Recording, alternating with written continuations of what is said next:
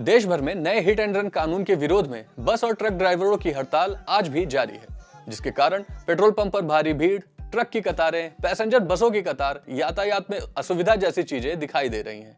लेकिन इसका आम लोगों पर क्या असर होगा? ट्रक ड्राइवर हड़ताल पर क्यों बैठे हैं और क्या है यह नया कानून? चलिए जानते हैं। दरअसल केंद्र सरकार ने हाल ही में भारतीय कानून में कुछ संशोधन किए हैं, जिसमें भारतीय दंड संहिता यानी कि इंडियन पीनल कोड, जिसे आप आईपीसी के नाम से भी जानते थे, उसे बदल दिया गया है। अब उसे भारतीय न्याय संहिता यानी कि इंडियन जुडिशियल कोड कर दिया गया है। इस संशोधन के बाद हिट एंड रन मामले में 7 लाख रुपए का जुर्माना और 10 साल कैद की सजा का प्रावधान है, जिसके विरोध में देश भर के ट्रक और बस ड्राइवर हड़ताल पर बैठे हुए हैं।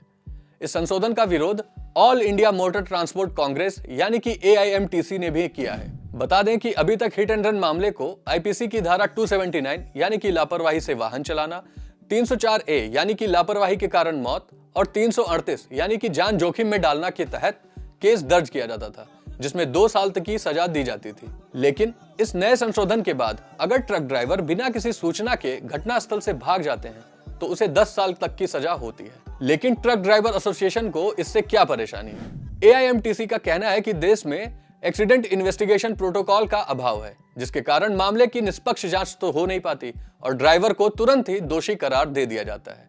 एक्सीडेंट की स्थिति में वहां पर मौजूद भीड़ ट्रक ड्राइवर के साथ हिंसक हो जाती है। ऐसे में ट्रक ड्राइवर को अपनी जान बचाने के लिए वहां से भागना पड़ता है। ऐसे में इस नए संशोधन में ट्रक ड्राइवर जो कि हमारे देश को चलाते हैं, उनके अधिकारों को नजरअंदाज किया जा रहा है। इस हड़ताल का आम लोगों पर भी काफी असर पड़ सकता है। इसका पहला सीधा असर तो ट्रैफिक की बढ़ती समस्या है, जो अब हम अभी से ही देख सकते हैं। दूसरी ओर रोजमर्रा की चीजों की डिलीवरी में भी नुकसान होगा। पेट्रोल, डीजल, CNG के साथ ही रसोई गैस के भी दाम बढ़ सकते हैं। इस हड़ताल का सबसे ज्यादा असर दवाइयों की डिलीवरी पर दिखाई देगा।